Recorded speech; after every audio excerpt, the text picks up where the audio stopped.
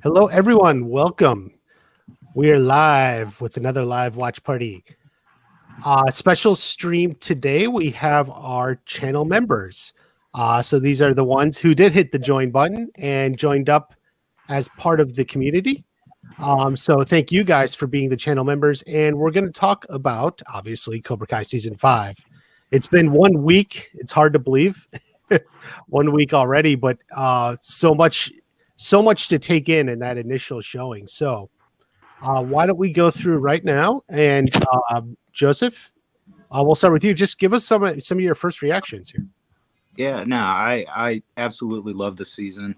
Anyone that interacts with me on social media knows that I'm a diehard Terry Silver fan. So having him for this entire season with so much screen time was amazing.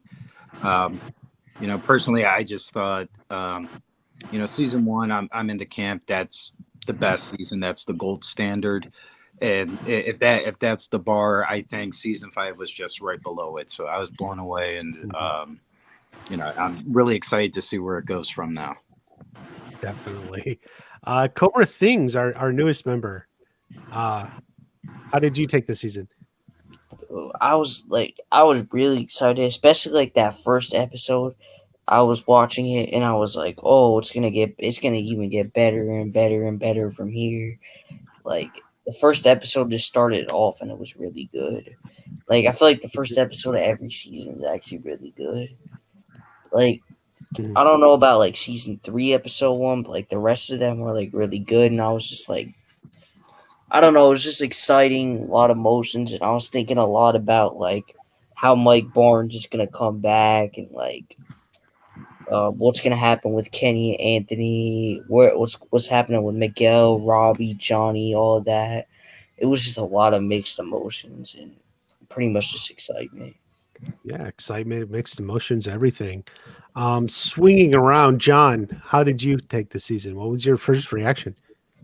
Well, the big three tend to top each season. The one, make it better than the one before, right? Absolutely. And this one, the first 2 episodes were, pretty much taken up with, okay, Miguel's going to find his dad, and he finds him, and he finds out that the guy's a jerk, right? So, but I'm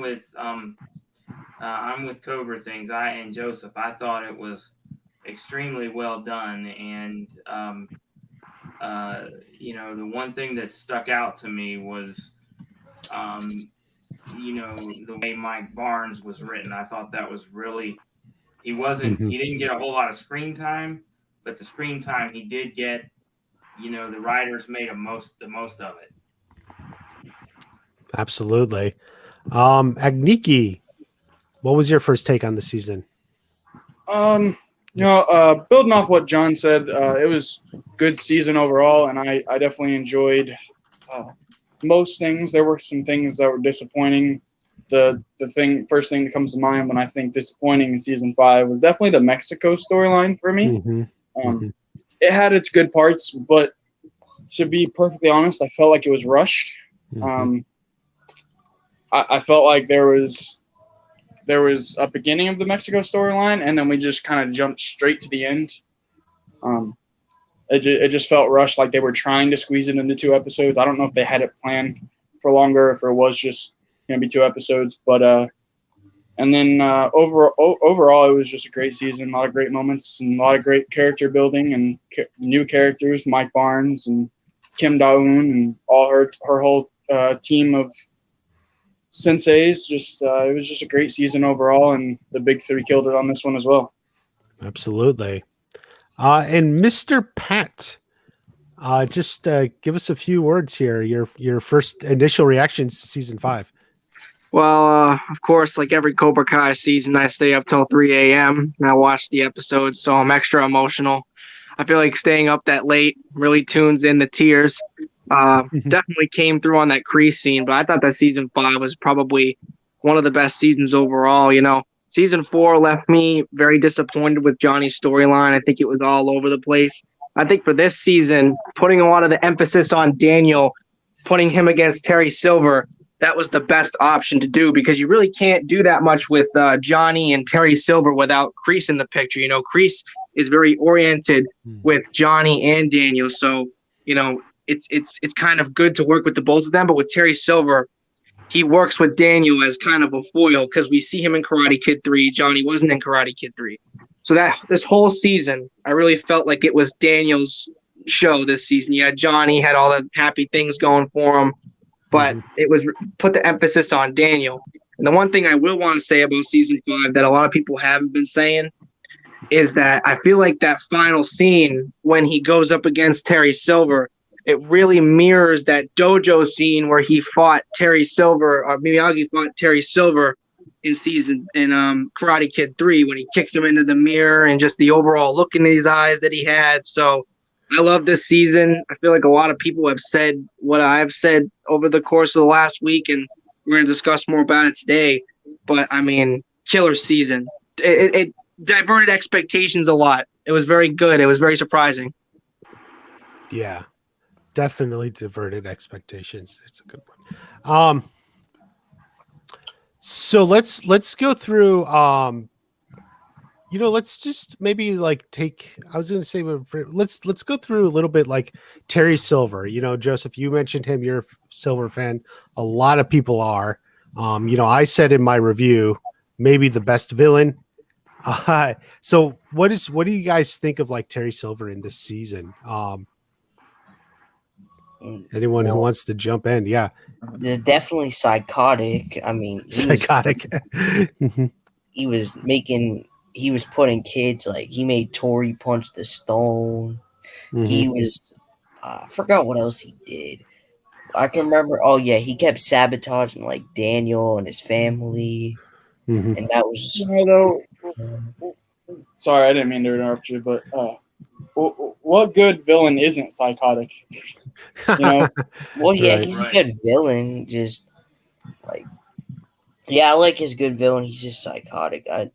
I kind of don't think he went to therapy. I think he like lied about that because it seemed like he went right back to being like his Karate Kid 3 self. Like as soon as he went back to Cobra Kai with Kreese, he actually never changed. Yeah. Well, see, that's the thing. It's almost like a PTSD situation. If you have PTSD, it just takes one tiny thing to set you back into and completely reverse everything you've worked so hard to change. And that's what Kreese did. He completely reversed years and years and years worth of work to build himself back up in an episode. Really, and that's interesting. Maybe this is a hot take, because the way I took Terry Silver in season 5 is when he re-entered into season 5, I don't think he really even cared about the rivalry anymore. He was done with it. They won. He's now on to his grander vision of getting to the global tournament. He could care less about Daniel, but Daniel can never leave well enough alone. No. Terry warned him, like, all right, look, you fooled me with Chosen. Just let it go. And it didn't happen. And then that's when we started seeing Psycho Terry, as far as the implied assumption he burned down Barnes's building. Because other than that, there's this slight interaction with the kids. I thought actually the conversation with Kenny was a good conversation to have with a kid. Don't be a follower. Don't yourself that way. And if the answer's not coming from yourself, it's probably not the right one. What he said, I shouldn't have to tell you the answer to this. So I think Daniel really triggered his PTSD more so than Kreese. But that's a hot take. Well, I tend to think that the story of Terry Silver and the picture of Terry Silver I get is the story of Terry Silver is one of addiction, right? I mean, he said that he told Kreese in season 4 that, I mean, he was hyped up on coke and all that, right?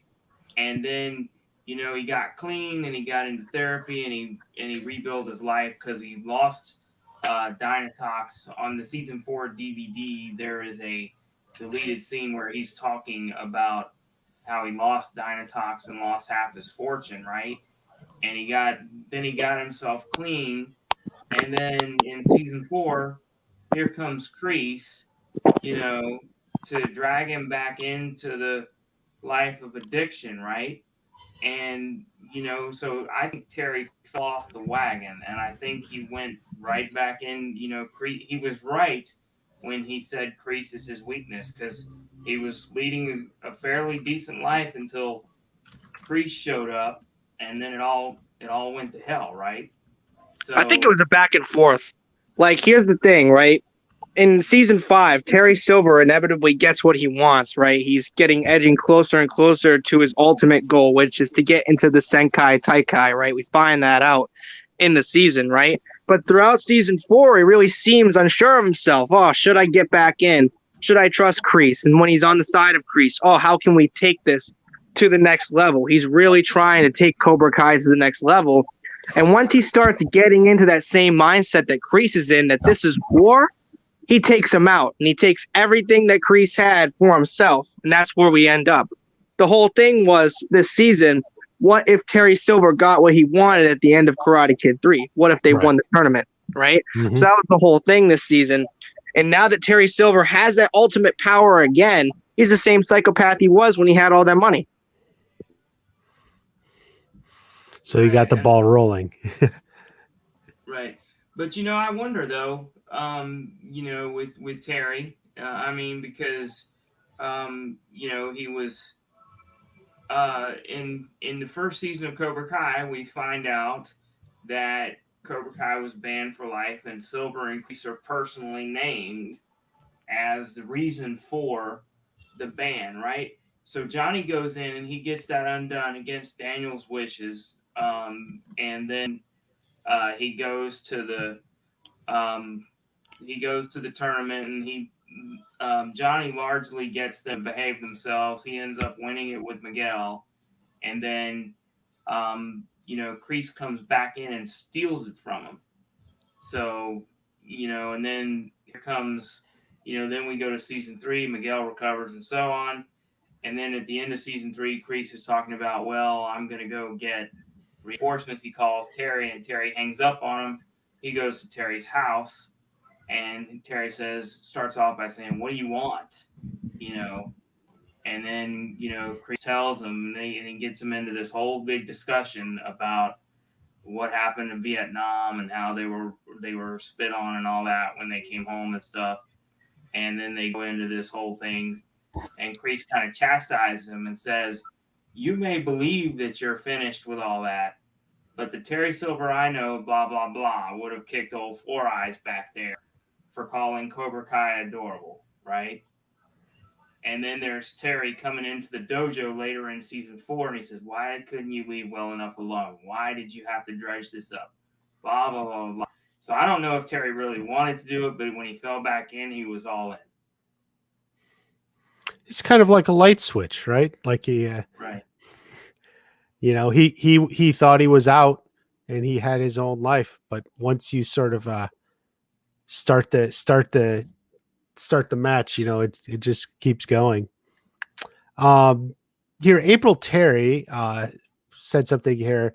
Best seasons are 1 and 2 that had the magic of why we loved Cobra Kai in the first place. Thank you, April. I guess it is a good question. Where do you guys rank the seasons? I've said for a while, let's see, 1, 5, 4, 2, 3. Joseph, I think you were saying something similar. So yeah, how do you guys rank it just in compared to the seasons? And you know, does it have that magic, or like April was referring to back in early in the show, or how do you put it? It's evolving. That's what I think. I think a good TV show like Cobra Kai, especially when they were conceptualizing it, they definitely had an idea that they could evolve the show past what the original vision was. Like, it still has that original vision and that original, you know, I guess you could say feeling in some cases with the characters, but the story and the tone, it gets very different. Like in season 4, in season 5, they ramped up the dark tones of the series. Okay, of course, in season 4 to season 5, it was drastic, a lot of F-bombs, a lot of stuff like that, because they're starting to adapt to the audience a little bit. You know, they want to see, they started off as this kind of a passion project, and that's why I think season 1 was so good, because the way I'd rank it is I think I'd go like season 1, then maybe season 5, then maybe season 3 because I really liked season 3, then 4, and then 2. Because I started watching Watch Party around 2. I was in high school when that came out, and it was still on YouTube Red. That's where I feel like she's talking about it having that original magic because it was so indie back in the day. You didn't have a lot of people watching Cobra Kai back in season 1 and 2, especially after it came out on Netflix. Yeah, that was definitely kind of like some of the fun when it was the smaller. Here, let's go. Agniki, what do you think? How do you rank it? Oh man, I've been doing. Honestly, I've thought about this a million times, and it changes every time I watch it. Give me just 1 second. Sorry about that. Sure. What? It's YouTube thing. Oh, come back. And also I'm going to go get gas. Well, my mic's been on. No, I'm good. Okay, come on. Bye. Ooh. Sorry about that, guys. All right. Anyway, so where do you rank it? I apologize. Yeah, it changes every time I watch the shows, but probably definitely season 1, 5, 2, 4, 3. 1, probably. 5, 2, 4, 3. Okay. Yes, sir. All right, that's a good ranking. John, how do you put it? I have it as 1, 3, 2. Actually, I have it 1, 5, 3, 2, and 4. 4 was a letdown for me because of the way they did the tournament. But yeah, I have season 5 second and season 1 first. Okay, yeah, so 1, 5. I got you. Cobra Things. How to rank it? I don't know. I'm not sure. Like it's hard to rank season 5 and 1, but I think season 1 edges 5 a little bit. So maybe 1, 5, 3, 2, 4 would be mine. I 1, think 4 5, 3, 2, 4. Okay. Yeah. So you and John had 4 at the end. Okay, but all right. Yeah, a lot of people are putting 5 second. Joseph, what is your whole list then? What is? Yeah, definitely number 1 is 1. Season 1, then season 5, 4, 2, and then 3. So 1, 5. How did you say 2? 1, 5, 4, 2, 3. Okay, yeah, that's actually the same as mine. So, yeah, definitely. But I think, yeah, a lot of us mostly are saying here that we're putting 5 as like a what am I looking for? Like, yeah, like second, almost as good as season 1. Almost as good as season 1. I don't mean to change the subject real quick, but it's interesting to hear some of you guys rank 3 in your top kind of lists. If I'm not mistaken, that's the lowest ranked season overall. That fight at the end, man. Dude, I can't get over it. When Daniel comes in after Kreese is kicking his ass, he's like, "You sent them to my house!" And he comes in and he uses the technique that Chosen. I'm like, dude, that fight was awesome. And you got to think, that was like a long wait. Like season 2 from like season 3, like it was finished for such a long time, but they couldn't post it because of Netflix's schedule and everything, right? We had to wait a year and a half. So imagine seeing that at the end and being like, seeing all that, be like, oh my God, like they're gonna bring Terry Silver back. Like, no way, that was an insane ending. It made the whole season for me. It's true. You know, Hayden was asked about that at some point, and like, oh, what was it like when you see all these people guessing, like, oh, is Allie's mom or something, Tori's mom is, or something stuff. And Hayden's like, guys, Eagle Fang's coming, you know, like. You know, because they had all these things in season 3 that you know, obviously no one was guessing. Pat, you got your video back on, as whatever that is. Oh yeah, I know. Sorry. So anyone else on just like the rankings or how it compares into the other systems? Yeah, we got a lot of different. Yeah, I just kind of, the shot here. One had a very big, just a unique feel to it. Mm-hmm. And after that, it really hit a groove with what the tone of the show is, which was kind of different than one. But I will say, I know 3 is either, I always see it really high or really low. It's never really in the middle for a lot of folks, at least from what I see. I just felt when I watched 3, it just, I don't know if it different equipment. It just even looked different. Just the whole feel of that season was just odd to me. But I do think 5, and I don't know if this plays into the passion of 1. 5 was shot kind of on a very tight schedule, from what I understand. They just had to hop right into it. And so I don't know if that played a factor into just, maybe the writers just going more with their gut, not spending as much time polishing or having to flush out or edit things and just running with a lot of things. I don't know if maybe that factored into really how great the season turned out.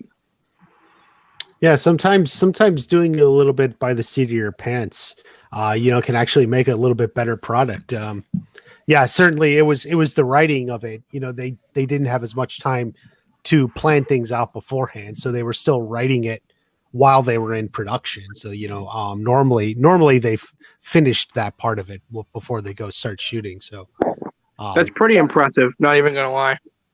That kind of brings up something else kind of interesting. I've always kind of wondered if the big 3 have known exactly where the show is going to go so far, or if they're kind of writing it season by season and kind of figuring out it as they go. I don't know if you guys. Yeah, they've obviously been asked that. I've gotten the impression, and they've said things like, we have an idea on how it'll end, but we don't quite know how it'll get there. I think they've had these ideas of basically the basic process of how they wanted to do it. They knew they didn't want to bring everyone in right up front, that they were going to bring in new characters from the movies gradually, season by season, which is what they did. So, it starts with just Johnny and Daniel. Then in 2, you got Kreese. 3, we bring in Chosen, Kumiko, and Ali. Kind of get all those moments. 4, we have Terry Silver. 5, we have now Mike Barnes. Dropped in Jessica Andrews too. Found a great way to get her in. So that's why I think next season is a good chance Julie Pierce could come up, or anyone from that movie. But so even if it wasn't very specific, like Mike Barnes will come in season 5, and they knew this before they ever shot one minute, before. They may not have known that, but they did know it was going to be a gradual process, that they didn't want to front load it, to let the show evolve over time. Well, now they brought Chosen back, right? Because they brought Chosen back originally to wrap up his Cobra Kai, like how he was in Karate Kid 2, because that was about their relationship in Karate Kid 2. Now when they brought him back, they're kind of evolving his character, right? And they're giving him new stuff to do, right? That's why I think they're gonna give Kumiko more stuff to do next season too, because of course Chosen brought that up. That was a big moment. And I don't think they're just gonna leave that for nothing. I was on the camp watch party that Chosen was gonna kick the bucket. I thought Chosen kicked the bucket. Right. And then they reveal it at the end, right? Mm-hmm. So obviously I think that's gonna come next if he's not, dead. Right. Definitely, more Chosen. Yeah, go ahead, John. I'm sorry, I didn't mean to interrupt you, Watch. The one thing that I will say about this is they have, in season 2, at the end of season 2, there's a scene on the beach where Johnny hurls the phone in the sand and all this stuff. And then you see the friend request from Allie, right? Mm-hmm. And we didn't even know at that point if Elizabeth Shue would in fact appear, right? Mm-hmm. I think the big 3 said they didn't have that confirmed yet. And then at the end of season 3, we find out that we all suspected that, hey, Kreese is calling Silver, right? And here we were again. I don't think they had him confirmed yet. So it's kind of amazing to me that, I think some of the people that were in the series, and I really wish that Chad McQueen had this opinion, but he doesn't yet, and he probably won't, that, hey, series is not a joke. I better get in on this. This is really cool, and I want to be a part of this, because Timothy and Griffith hadn't acted for a while, and Elizabeth Shue had said early on that she was thinking about it, right? But I don't think they've done it if the show was, not what it is, right? And even, we know Ralph Macchio has said before he's gotten ideas pitched at him to bring this back, and he said no.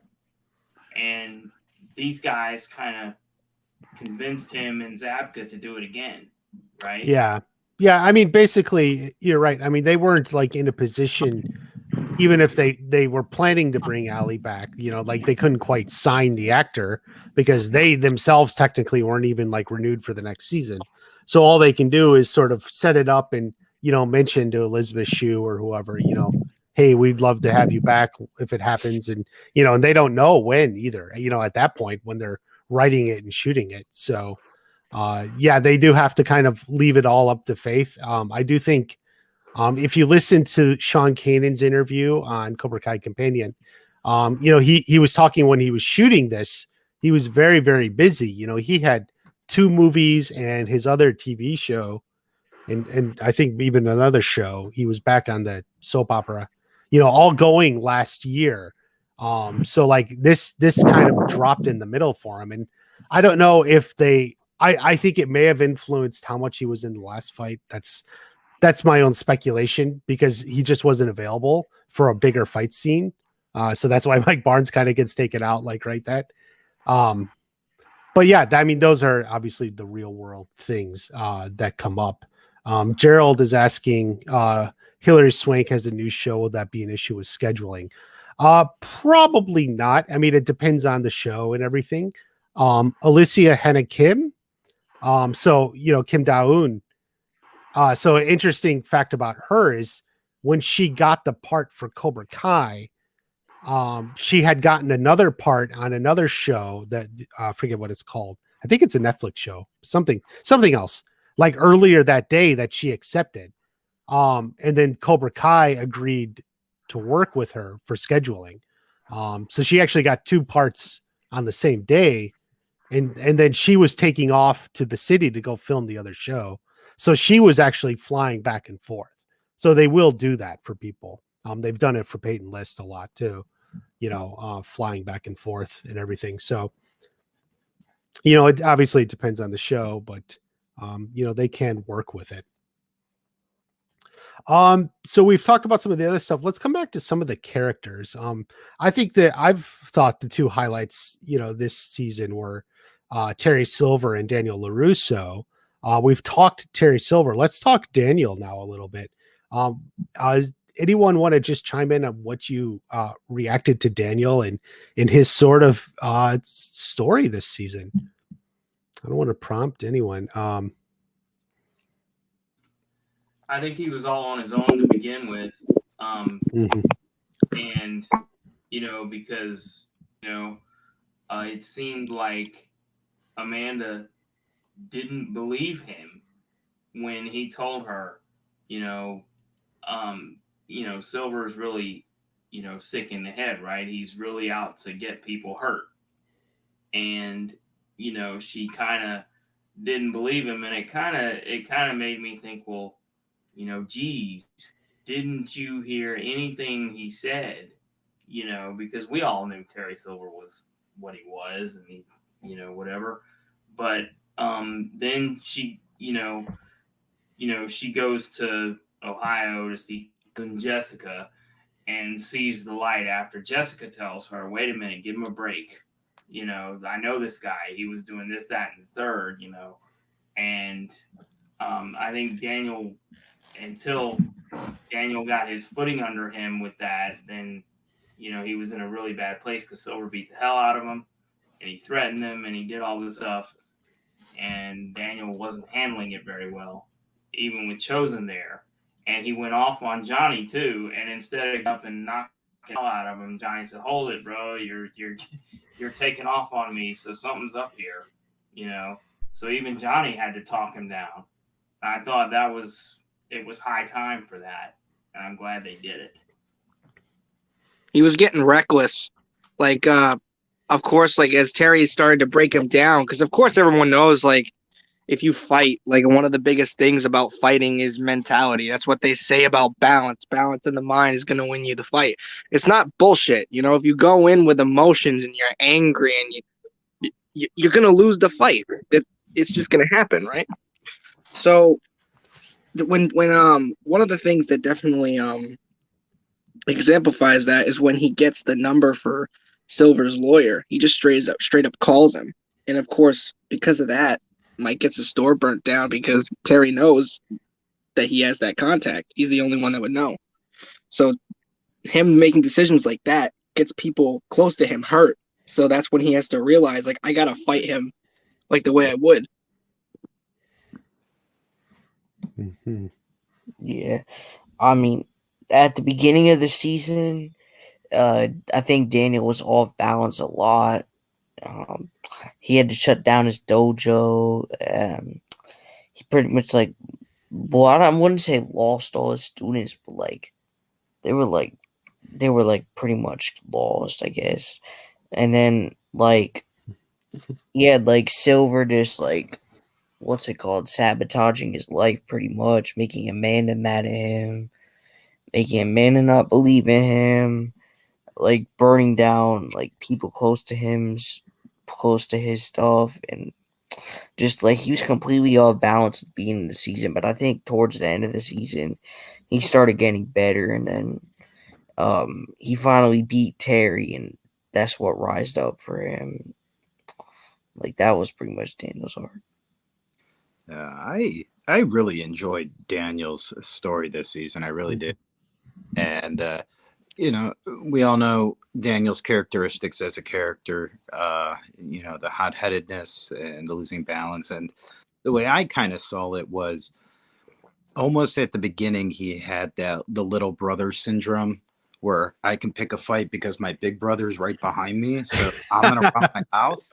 And he had that, renewed sense of, yeah, we're going to take them on. And, how much he kind of dismissed Terry and the tough talk there. And then, when Chosen was gone at the fundraising event, Daniel was left to his own devices by himself, and he acted on all of, I guess, for lack of a better way to define it, those negative traits of just being thrown off balance, that hot-headedness, just reacting, and Terry knew what he was doing. And then it took Big Brother Chosen at the table there that morning after a hard night of drinking by Daniel to say, look, what are you doing? We still need to fight. But then I think Daniel just kind of felt deflated. And then again, he's there alone with Terry and Mr. Porter's apartment, and he just got annihilated by Terry Silver, which then I think he really started questioning and surrendered. But towards the end, I think it was a great redemption for Daniel, where he stood on his own 2 feet without Chosen or without Johnny, one-on-one, to prove to himself that he could fight, and he had those folks behind him, and I think he had to prove that to himself. So I thought it was tremendously done, and it was very entertaining. Yeah, it definitely was very entertaining. Let's shift here and talk a little bit about Miguel. Some of you had some things to say about Miguel, the Mexico storyline. So Miguel, obviously season 4 ended with him going to Mexico, and now we're opening with him there, and then he gets back, and things don't go so well with Sam, and until it obviously then works out at the end. What do you think about Miguel's story in this, in Mexico in particular, which was sort of his highlight? I think that for Miguel to go to Mexico on his own, Mm-hmm. and seek out his brother, and find him, was amazing for one thing, because he apparently Carmen never told Hector about Miguel, and she wouldn't have if she was afraid of him, right? But Miguel, because Miguel calls her and says, "Why did you tell me about this and that? Why did you lie to me? He's got his own business. He's respected. He's this. He's that." And then they get to the fight club, and Hector says to him, "Well, who are you? Why are you here? Are you with the feds?" And Miguel says, "No, no, no, no." And then that goes on, and then Hector has things to say about Carmen without realizing who he's talking to, right? And Miguel sees what he is, which is the very same bad person and evil person and a jerk that Carmen said he was, right?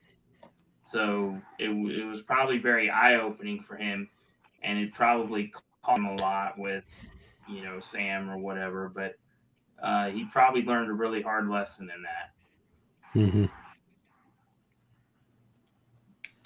Yeah, I'd be interested in hearing from the big three if, going right into season 5 right away on that rush schedule, if perhaps they may have had something different planned. But I felt the Mexico storyline, I know a lot of folks thought it was rushed. I felt, as a vehicle that served its purpose to start back in the valley with at least Miguel and Robbie being able to be in the same vicinity without attack on sight due to the long ride home. It brought Johnny back and Miguel, the relationship, and Robbie and Johnny. So I think the storyline as a vehicle to push their stories forward really served its purpose.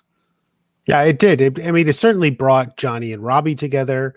Johnny back with Miguel, and then was even a first step between Robbie and Miguel. Yeah. It did serve its purpose, yeah, story wise. Yeah, so I'm not mad at it. It was enjoyable. It was a nice little couple episode break and to see those forward. So I'm not mad at it. See, well, for me, I mean, I wouldn't say I'm mad at it, but I was like kind of disappointed how Miguel never told his dad that like he was his son. So I mean, it might have kind of made the arc a little bit pointless there. But I mean, I guess it was good for Johnny and Robbie to bond.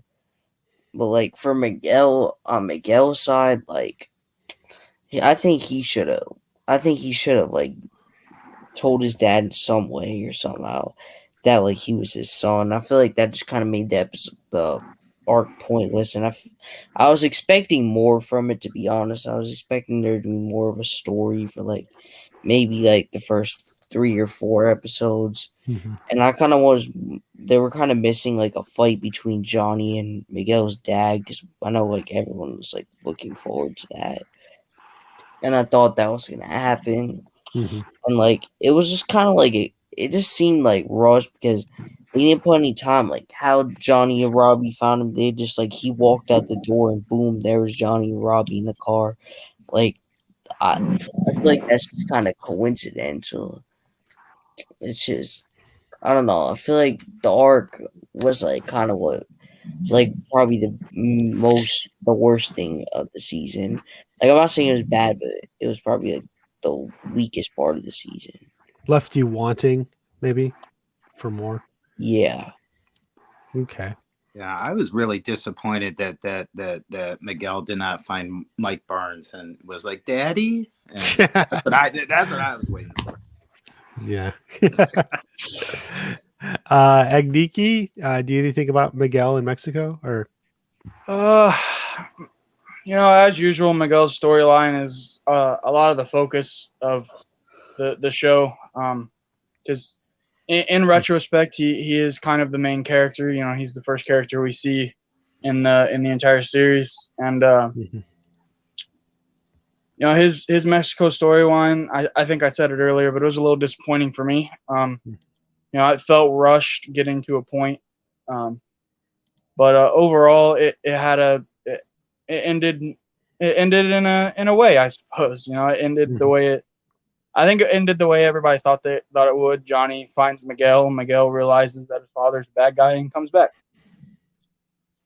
There wasn't really much to it other than that, to be honest with you. But a couple good fights and a couple good Johnny being Johnny moments, and definitely some good Johnny and Robbie moments though. That was a decent part of the season. We definitely got some character building from both of those characters, and I did overall feel it was a good arc for the season. Yeah, definitely. What about what about, like, we talked about Miguel, but now let's talk about like Robbie, and then Robbie and Miguel. Obviously so much of the, especially center of the season was focused on those two, and were they able to get over their rivalry and hatred for each other, what had happened in the past, and ultimately, Johnny's method of you two are just going to have a fight and duke it out. How was everyone? That fight, by the way, before, when the first teaser came out, everyone was so hyped about that fight. So, like, how did it live up for you? Everything about Johnny and Robbie. What does people think? What's the reaction here? Anyone? Joseph, what do you think? Go ahead. When you see it without context in the trailer, you're just like, oh, it's on. This is going to be a big fight, maybe towards the end. Like, where does this live? But I thought it was great. The action was great. The both actors did a phenomenal job, especially when you can for the most part, you didn't see too many stunt doubles, so credit to them. True. And it was entertaining. It is exciting, and I think your expectations kind of went down once you knew the context. Okay, they're going to fight it out, so you kind of knew. At least I assumed when that happened. All right, this is what they need. It's going to be done, and they're going to walk away fine. So, and I know they teased the whole balcony situation, but I did not think for a second they were going to go that route. So, but it was fun. It was exciting, and I'm glad that a lot of these relationships are getting tied up before they get stale. The makeup, breakup, love, hate, and so that things really can be fresh moving forward to explore new relationships. And now that they're pretty much seem to be a family moving forward. Yeah, definitely. Cobra things. Do you have anything there on Miguel and Robbie and their fight, or just the evolution of their relationship? Nothing. Wait, can you repeat that? 'Cause, I was. Yeah. Just Miguel and Robbie and their fight, the evolution. It got to the point where they were on the balcony, and Miguel could have kicked Robbie off, right? And then he doesn't. Is that what Miguel needed? Kind of these points in this evolution. Like when we saw the fight, it was clear that like Miguel was the better fighter. But I was like kind of surprised about that, because like it seemed that like in season 4 I thought Robbie was a little bit better, and then like I didn't really see either of them train that much but like before that fight in season 5. So I was like kind of surprised that Miguel was doing that. But I don't know. It just came out. I kind of had a feeling like you made a video about this watch party that was gonna happen, something like that was gonna happen, and I really thought it was gonna happen. It did, which is surprising. And like, I feel like Miguel has a lot of plot armor though. Like it seemed like one thing with Miguel from season 3, it seemed like in season 3 episode 10 he was really injured and stuff like that, and then in season 4 he was he was like really recovered, and like there was no development there. Like we didn't see how he recovered that quick. He just became like his old self again in season 4. We didn't see like how he did it or anything like that. And that's like what kind of surprises me. It's like the same thing kind of happened again, where like Robbie was like the better fighter, and we didn't even see like how Miguel got better. He just did, and then beat Robbie. And I don't know. It's just I feel like Miguel always has some type of plot armor, but like regarding to that, I mean I liked it though. Like he could have kicked him off, but I think it was better than the other 2 ways that Johnny tried to get him to make amends, like at the lunch table, which that I don't really see how that would work. And that stupid escape room, I can't get over it. It was so funny. Like Well, it was just Johnny goggled it, and that's where he got the idea. I feel bad he had to set all that up just for Miguel to walk out. Yeah. Yeah, he did put a lot of work into that. Like that was like a little bit of prep work. Everything. Agniki or John, either of you have anything to chime in about Miguel and Robbie and basically all of them? You know, taking a step back from just Miguel and Robbie and that point, that entire episode I feel was just a great I feel like obviously it was the mid-season finale, and that I feel like it lived up to it. You know, we had it definitely was the highlight. Well, I don't want to say highlight of the season for me because there are other parts, but it was definitely probably my most hyped up part of the season. You know, I knew going into it that there was obviously going to be a winner, but those 2 are just my favorite characters, and I could never pick a side, and I feel like it ended in the best way it could have with, you know, Miguel himself getting the upper hand. But, you know, you said, Cobra, things that Miguel was the better fighter. I honestly don't think that is true. I think it could have gone either way, especially the way they written it. It was just, you know, Miguel was maybe more driven than Robbie to get it done. And, you know, it ended in the best way that it could have. And I really applaud the writers for taking that relationship, their entire relationship to the next level. And I'm excited to see where it goes from here. Yeah, definitely. Yeah, I think it's I think with Miguel and Robbie, I'm just glad that the whole Dawson and Pacey rivalry garbage between them appears to be over with. It was getting kind of stale, right? And you know, I hate to keep bringing up Dawson's Creek, but the way they kept shifting back and forth for 4 years and going this way and that way, and then saying, oops, this is oops, that, or whatever. And I'm just glad that's over with. It relates to the 2 of them. What really, you know, was great was when Johnny spilled the beans about the baby, right? And they both of them said, wait a minute, hey, that's cool, man. And then Robbie says, hey, Dad, that's awesome. Instead of what Robbie normally did was, you with me, so you're trying to be this blah, blah, blah, blah, and get a second chance. So, you know, that was really cool, you know, to see that epiphany come in that, you know, you can hate all you want, but it really doesn't get you a whole lot, right? And you know, when you bring up Robbie and Miguel, you also have to kind of throw in Tory and Sam. They kind of come hand in hand. And on a note, I feel like their arc this season was kind of rushed in their relationship building. You know, we go from those 2 having pretty much zero communication from episode 1 all the way up until they're almost gonna duke it out at the party, and then they're just, you know, to where they're teaming up against Kim Da-Eun in the finale. You know, it's and you know, I felt like it was more of more Sam's arc than Tory's, just because, you know, she's the one that went to Tory to finish that off. And, you know, but I do feel like there could have been more steps in between at the beginning of the season to try to get it to the point like they did with Miguel and Robbie. You know, Miguel and Robbie had the Mexico storyline, and then they had all of episode 4, you know, where we thought they were going to duke it out at the water park, and then they got into it in the parking lot, and then all of episode 5, and then the rest of the season.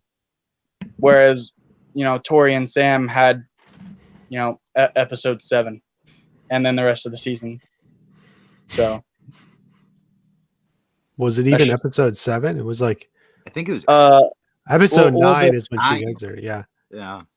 well, the episode 7 is kind of where they first see each other at the beginning of the season, because I don't know if they saw each other at the water park. I'm sure they did, but it didn't show They anything. didn't You know? interact. Yeah. Right. And then episode 7 is where the little tournament arc thing happens, and that's where they kind of see each other for the first time. Mhm. So I feel like that's kind of where it starts. That's why I mentioned episode 7. But Yeah. it really does start in episode 9, I suppose. But Yeah. Yeah, definitely. You know, and what you said is kind of a common, if there's going to be criticism, it's the most common criticism about anything is things happen fast. It's just, unfortunately, it is the nature of the format of the show. 10 episodes, a half hour each. You know, they just don't have time for everything, obviously. So things do happen fast. But, you know, since you did bring up Tory and Sam, I was thinking about let's talk a little bit about Tory and Sam. You know, I think they both had interesting story arcs, especially Tori's, you know, starting with her knowledge of the bribed ref and everything, you know, all the way going to her essentially trying to help them stop Terry Silver, at least, if not Cobra Kai, certainly Terry Silver. So yeah, what did you guys think of Tory and Sam and, you know, her story and then the two of them together? Yeah, I love Tori's story this season. You know, a lot of feeling bad for her. You know, Kreese pretty much at the end kind of dismissed her. You know, basically, it seems like he's telling her, "Yeah, you know, you served your purpose, but I wish you the best of luck." You know, thank you.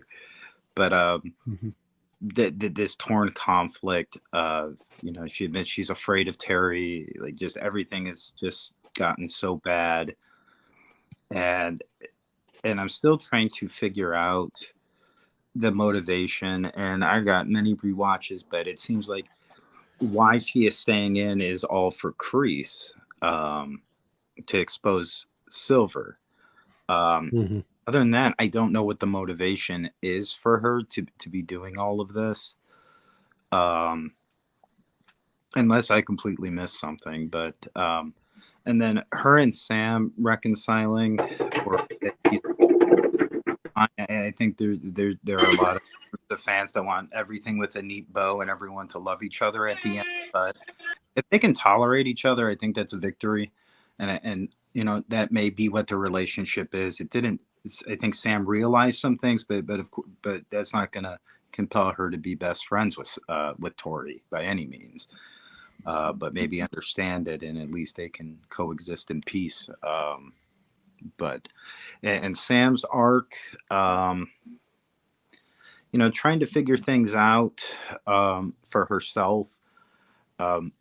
Honestly, I really wasn't too invested in it. It may be some carryover from her Mean Girl performance in the previous season, but I wasn't too invested in it. But you know, it got where it needed to be.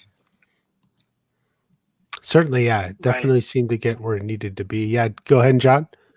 Well, I was just gonna say, you know, with Tory and Sam, you know, there's like here again, you have all it takes is you go one step forward and then you go 2 steps back and you light the match, right?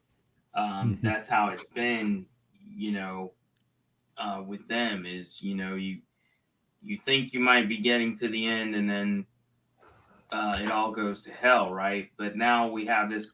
I think what really opened Sam's eyes up was when she went to Tory's apartment, right? And she goes in and she sees it's a mess. And Tory's mom, you don't see Tory's mom, but you see the hospital bed, and you can see part of, you know, Tory's mom is in it, right?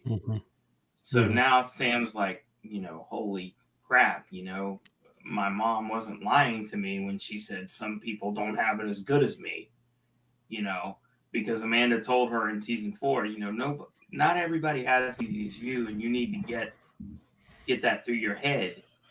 When Sam flew off the handle about her helping Tori, well, and then when it comes to Tori's realization that Terry is up to no good, but what can she figures, well, what can I really do about this?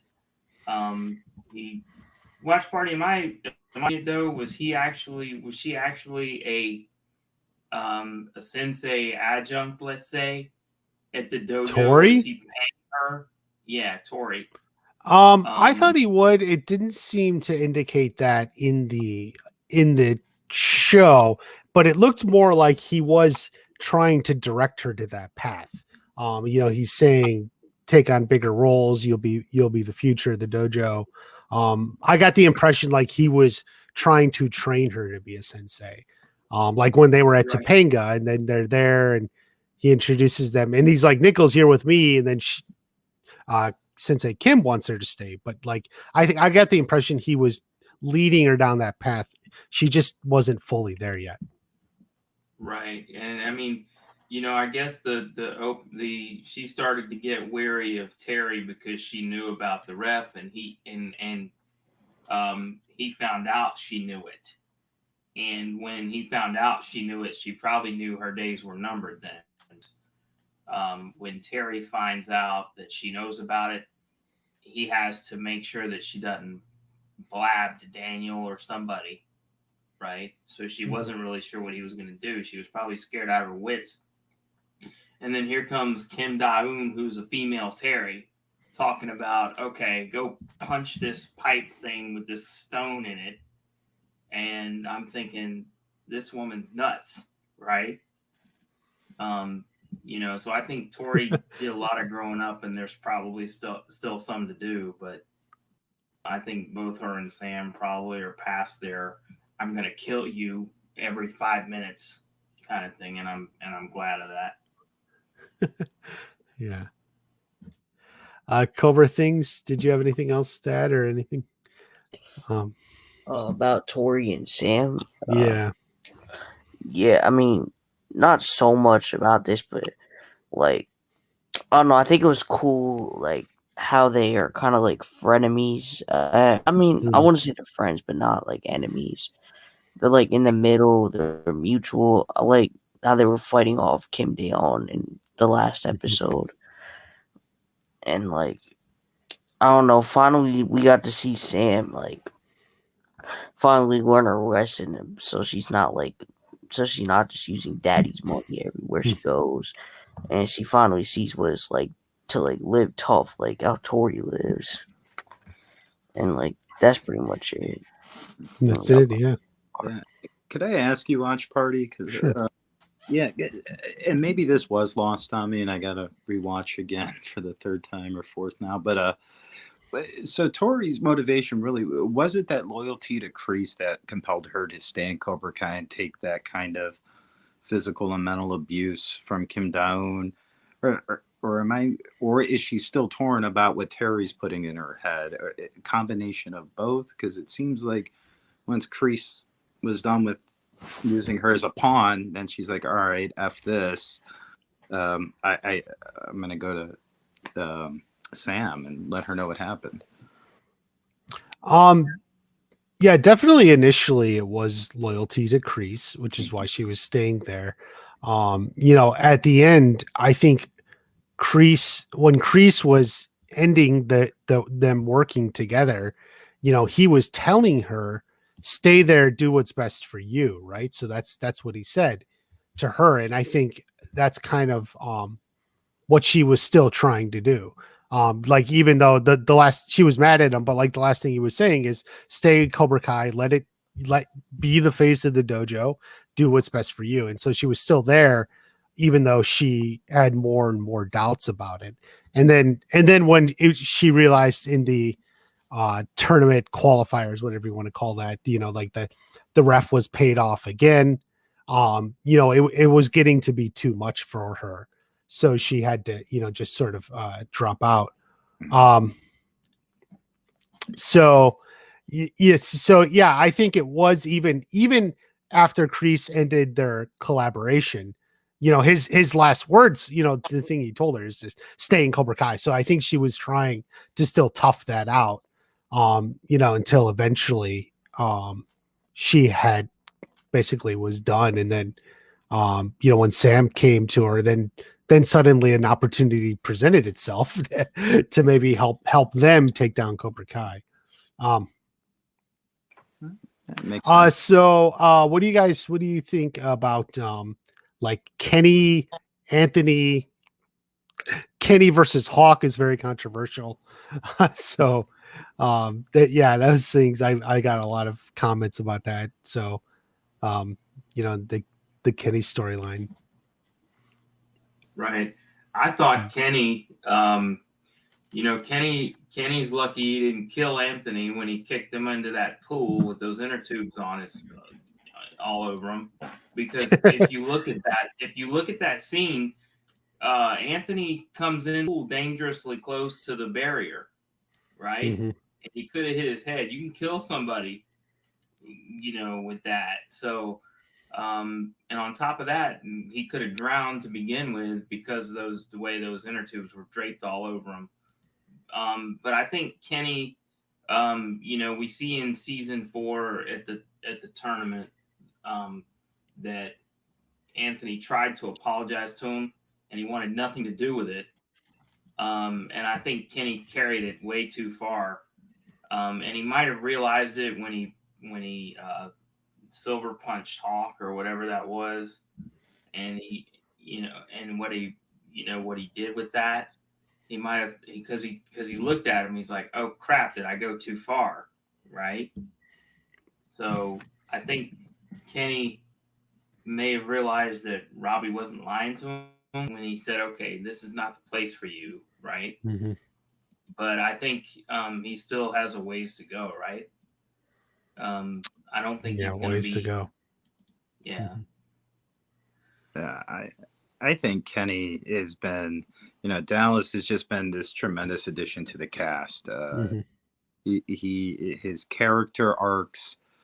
I'm really interested to see where it goes, because at the end, he told Robbie, not right now. He's got a lot of processing to do, but it's very interesting kind of how he was Kyler's little underling, and he was listening to Kyler, especially when he was training hard. I was like, oh, don't out-train me. You're making me look bad. So, yeah. It's right. Yeah. And, and maybe it was in a joking way. I think earlier in the stream I did mention, I thought when Silver did tell him and tried to teach him to be a leader, I don't think those were bad things to tell the kid. But I think he is very similar to Robbie, as Robbie alluded in 4 Looking in the Mirror. Kenny is full of hate still. Right. There's a lot going on there. And I don't know if he's unpackaged it all. So, right. But love the silver bullet. It's amazing. Right. Not necessarily sure if that's tournament illegal or not. I mean, people do. Well, it's a punch to the chest, right? A punch to the chest is legal. So right in that diaphragm. So yeah, fair game. I say, well played, Mr. Kenny. And Anthony, I like that. Okay, he's Daniel's son, but I'm glad they didn't go with he's LaRusso 2.3, I guess, or 3.0. Yeah. Right. His not all of his offspring. LaRusso 2.5. Yeah. Right. So I think they can do interesting things and make him interesting without turning him into another young karate prodigy. He played a meaningful role this season. It'd be cool if he does get some training. But I can see his character. He can be funny. He's shown that he's provided a lot of comic relief throughout the seasons, and so hopefully he does develop a little bit more. And he played a very important role this season, especially in the season finale. So hopefully, the thing that amazed me the most about Anthony was, they're in the dojo in 5'10", right? and there's fights going on every which way. And yet in the middle of all this, here's Anthony fooling around with the iPad or whatever tablet that was, and he's kind of getting hit, right? And I'm like, okay, how is this little kid in the middle of this, and yet nobody seems to notice him? So he's just doing this thing to get this video uploaded to show that Terry's a crook, right? And nobody seems to put a hand on him. That I don't know how believable that really is, but that was one of the comic relief moments for me, that he was doing that, while all this other stuff around him, the world was crashing around him going on. Yeah. They moved in to protect the egg, to protect the egg. Right. Protect the accomplice to cyber theft. Right. Yeah. It's not even theft. Technically, they uploaded it to Cobra Kai's own YouTube channel, right? So they didn't even steal it. They just published it. Yes. I'm hanging on to my Hayden hope, even though I know I'm getting trolled for the next year. Oh, which one? Right. The one where he tweeted about if Silver's lawyers should be going on offense against all the crimes. Yeah. Let's talk about that. Now, they've said they've filmed some stuff that was cut for 5, maybe in 6. Do you think like they're all getting arrested or anything like that? Because that thought has crossed my mind. My thought is I am holding out hope for something like that, but if I'm gonna try and look at it, I never know. Hayden's such a troll. And they said they haven't gotten the writer's room. Maybe he's throwing out stuff to get his own creative juices flowing, or maybe that is a thought he's playing with. But I do think it makes sense if we want to go with the premise. Everyone said season 5 seemed like this could be an end of series that some folks could live with. Everyone's on a happy note. So next season, let's start on a bad note. Silver's in jail. He makes the calls, to drop the charges and make sure Raymond doesn't recant his testimony. In exchange, he won't press charges against Daniel, Johnny, Chosen for essentially breaking into his home. And I don't think it was a throwaway line when Silver said, "You're now in my house and I can legally use deadly force." Right. Because that implied they're doing something illegal. Right. Right. So. Right. That. Go ahead, John. Yeah, go ahead. Well, I was just going to say, I wonder if we'll actually see any of that on, or have a case where it's just handled in a few lines, right? Where, like Daniel and Amanda might be talking about, okay, well, Anthony and Sam are on probation because blah, blah, blah, blah, blah. And Silver is getting off by paying a huge fine and all this kind of stuff, right? Because I really don't think that they would take up a lot of screen time with that, especially if they're going to go through with the Ikai. That's going to take up a significant part of the season, right? Because they're going to be, allegedly, they're going to be in South Korea, right? So I just don't think we're going to see a lot of, the back and forth about who did what at Silver's house and this kind of stuff. Yeah, they do like to leave it to the side, the legal stuff, basically the police don't exist. We haven't, let's one more at least big character to hit is now Kim Da-Eun, flying in from South Korea in the back half of the season. I said in my trailer, there's a lot that's good about her, but she did come off to me as kind of one note. She's like got one mode, and that's sort of all we saw. But what did you guys think of the new sensei? I enjoyed her. I know that I've seen a lot of folks say that, perhaps she maybe came off as cartoonish with some of the dialogue. And very, as you mentioned, very one-dimensional. I enjoyed it. I think it's a welcome addition. I'm looking forward to see. how she evolves. Because once again, John, Josh, and Hayden have always said they love setting things off for payoffs. Mhm. Even if it may not happen that next season, things will get paid off. So that little wink from Kreese to her, I think, will come into play, and we'll see more dimensions. But Mhm. I'm not overly critical of what she did this season. I had thought when it was announced and in the trailer, we may have gotten more or saw her come into the season more Mhm. earlier. So I wish maybe we had more screen time with her to really flush that out. Maybe more scenes with her, like we did towards the end, like in season or in episode 10 with her and Terry, or this may have been into season 9 where they're just talking about the future and how she's seeing Devin as the future with the most potential, Mhm. getting her away from the dojo to get a little more from her character. Right. Yeah. I thought she was. I enjoyed Alicia Hannah Kim, but I thought I have the opinion that Kim Da-Eun is just as sadistic as Terry. Mhm.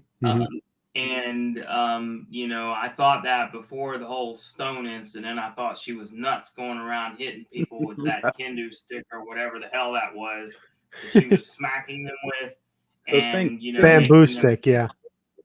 that bamboo stick or whatever the hell, and then she was making them fight over that table to get the object from it, and I was just like, okay, it's crazy, right?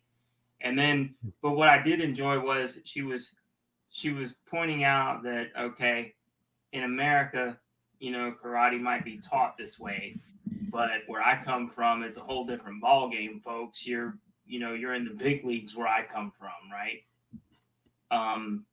And we saw that with the flashbacks with Chosen and Sato too. Right. Because Chosen cheated when younger, and Sato caught him cheating, right? Mhm. And he wasn't happy about it, and he punished Chosen for that, right?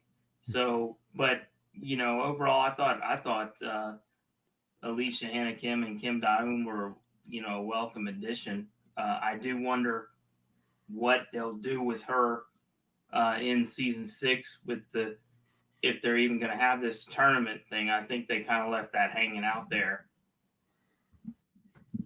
Yeah, definitely. I think the tournament, something she'll still come in play. And like I said, I agree. I think there's a lot still to come from her, so to speak. I do think like they were holding it back a little bit to expand her more next season. So I'm looking forward to that. Watch Party, were you disappointed that they didn't have a photo on the Stone Man face? Oh, I originally thought they would. I really did. In a way, maybe that made it harder on Tori. They put someone's face up she didn't like. Yeah, I was kind of hoping for that. That was actually my initial theory when we saw that scene in the teaser trailer. Yeah, seeing Young Chosen. Yeah, just you brought that up, John. The Young Chosen. That was that may be my favorite flashback so far, just because of how well it was done. Right. Oh, we didn't touch on. We should touch on Kreese. We got one more, at least main character. Kreese. He's basically out of it for 5 episodes. Then at the end of 5, it's revealed he's working with Tory. And his whole little adventure there in prison. How did you guys sort of take that? I thought it was typical Kreese, right? Mm-hmm. I mean, Kreese is a bad dude if you meet him on the street, right? And he it seemed to me like he was kind of running his own version of Cobra Kai in the joint, right? Because the guys were going around sensei this, sensei that. Yeah.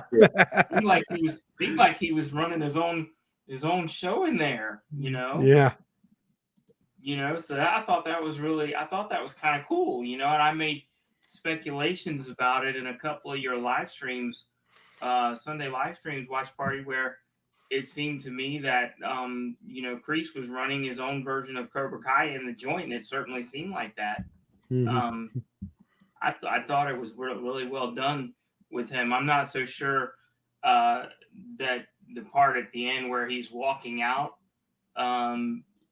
with a stolen key card is really realistic. But, the overall story for him, I thought was really interesting this season. Yeah. I was not. I mean, I loved the prison scenes with Kreese. I really did. And I think, they really lost an opportunity there to finally make their own Oz-like spinoff, because I know they're fans of Oz. The Kreese being the Adabisi of if you're familiar with the show, just a wild, crazy man manipulating everything. But I was not expecting him to break out of prison. I liked the scenes with the counselor, especially with the flashbacks. I thought it was really well done. Even with young Johnny, the CGI, it was terrific. Really good, yeah. But I thought it was fun, and I will say, I think I was talking to Chopstick Rick about this, the opening of episode 10. And I was calling BS as soon as I said it. But where they got me for a second was when they did the pulse check and all the color was out of his face. I was like, these they did it. Wow. No way.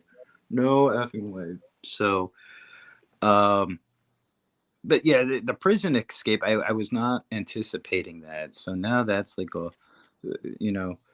we are in a world of suspended disbelief. So I'm going to keep that and wonder how now, even if Stingray does do the recanted testimony, I don't think the state of California is going to appreciate him breaking out of jail. Yeah, he's like a fugitive. Yeah, someone said that on a stream. Rather than being released for a crime he didn't commit, now he's a fugitive for a crime he did commit. So right. So it's bad timing is a theme in this show. It's just if he'd waited one more day. Right. Yeah, I threw out there. Hopefully they do. And I'm butchering the name of the tournament, the Taki tournament. Sakai Takai, I think. The Sakai Takai. Yeah. Takai, whatever. I think I mentioned it to you. Yeah, they hopefully they do it in a non-extradition country. We don't have to worry about it. Maybe they go to North Korea. Right. I don't think that the Los Angeles Police Department is going to go to South Korea to extradite these. Don't think they're going to waste the time and resources for that, right? But Watch Party, one other thing I wanted to bring up in this was, what about the comedic element this season? I mean, you had, Chosen and Daniel with, Chosen just in season 3. I brought this up to Brianna Davidson about, in season 3, Chosen told Daniel, no, I don't drink. Right, when they were in the bar in Okinawa, right? Yeah. And in Chosen, it seems like whenever he got drunk, that was the most hilarious thing I'd ever seen. And on top of which, then you turn around and you go to Anush, and Daniel invites Anush to the dance club with him and everybody else. And, Anush says, no, I'm not going to participate in that because this guy gut punched me, right? But then Louis goes in and just goes off on him because he finds out that he's dating Vanessa, right? Right. And then, Mike Barnes gets in on the comedic act. I thought that was really well done for the comedic elements. Yeah. I think some of the best comedy there, episode 9, all the stuff with the nightclub and the limo ride and all that. Yeah, definitely. Would agree. Right. The comedy was on point, tons of laughs. I could not help but get that the old school, like Harold and Kumar style writing with like Stingray coming up in the middle of nowhere and the Cobra Kai mobile. It had those vibes. Come with me if you want to live. Come with me if you want to live. Yeah. And I must say, I've been a harsh critic of Stingray from season 2 on, and he really did a lot to redeem himself in 10 minutes of the Yeah. episode Mhm. that he was in. I mean, he did a lot to redeem himself by helping Daniel. I still don't like the fact that he had to beat up the kids to get into the dojo, but he did a lot of right to redeem himself. Mhm. Yeah, I thought it was cool too. He did because Paul Walter Hauser in real life, he's a huge wrestling fan, and there's been Oh yeah, the Chris Jericho references. So he was singing Chris Jericho's rock band song when he was entering the apartment. Nice little Easter egg there. So Yeah, good Right. stuff. what do you think anything? we're not going to? Yeah, go ahead. I'm sorry, WatchParty. I didn't mean to interrupt you. I was going to ask you, what do you think we're not going to see next season? I mean, are we going to see Kyler again? I think that's kind of done with, and I think that the other thing I think is kind of, pretty much done with now is, we might not see as much of Bert and Nate and some of the other kids. Well, right? yeah, I do think a lot of the rivalries that the show has, you know, been about so far are more or less resolved, and they kind of even said this themselves. So all the rivalries, Miguel and Robbie, Tory and Sam, all the rivalries between the kids, there's more or less resolved. The relationships are set, and and then Johnny and Daniel and everything. So yeah, that's what we're not going to see. I do think we'll see the rise of Peanut Breath. We know that Silver rewards loyalties. Oh, yeah. So that'll be a huge plot line next season. I think. Yeah. Are we done with Mitch? Because he kind of, that was. I mean, I think they'll all still be there. It's just kind of like the way it even if it's in a reduced role, like like kind of Dimitri, he's still there, but he's kind of was in a slightly reduced role this season. So, right. Anything else about the season you guys want to chime in, before we wrap up, or any thoughts, favorite fight or something, like hands down, Terry Silver versus Daniel LaRusso. I probably rewatch that giddy as all could be every time. Credit to the score writers. Just the music was terrific for it, very epic, and just loved it. Thomas Ian Griffin, just his screen presence is amazing. I begged Hayden, and he did like the tweet. So once again, I think he may be trolling me. He said, "Please make sure Terry is back," and right. So hopefully that will. But yeah, my final thought. That was my favorite fight. Also, the Chosen Silver fight was amazing. Yeah. And it was an incredibly fun ride, packed with tons of nostalgia. Loved all the Easter eggs and callbacks, and